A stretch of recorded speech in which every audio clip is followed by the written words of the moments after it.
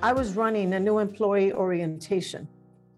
And I remember looking at the audience and talking about all the ways that these new employees could get involved. They could be involved in the Women's Network. They could be involved in the Pride Committee.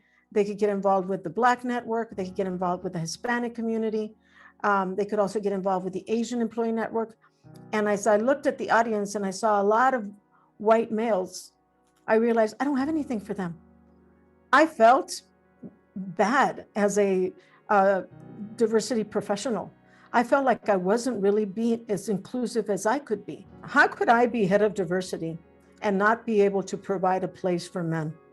I had a big aha at that moment. And I realized that if we did not include men in our work, we would not be successful. My initial brainstorm was to create a group for men. And so I went to my boss and I asked her if we could create a men's network. I don't actually remember her response, but I think she laughed and thought it wasn't such a good idea. Then I thought, well, if we can't create a men's group, then let's create something to engage men. How about a leadership and inclusion program so that they could help us move our culture? We ran our program for about a year, and then we heard about white men as full diversity partners. And we invited them to come in and do their workshop. And that was even more successful than what we had been doing. And it took us a lot farther. These workshops are so powerful because they help all of us expand our lens. During this time, I also made a change and went to lead global diversity at Parexel International. I remember one experience in North Carolina where Bill Proudman was running a fishbowl.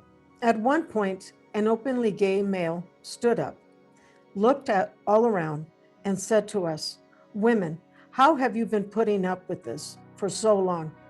Personally, I don't have the time to wait. I want inclusion now."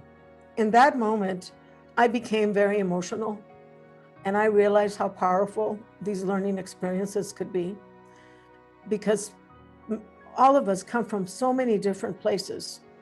And when we're able to openly talk and share, we're able to understand and have compassion for other groups as well. I'm really thankful of my company, Parexel, because they have been so supportive with this program that we've been able to take it all over the world to many of our sites. And there's so many similarities in how the feminine and the masculine culture shows up in all these different countries. After all these years doing this work, I've realized that diversity, equity, and inclusion take action.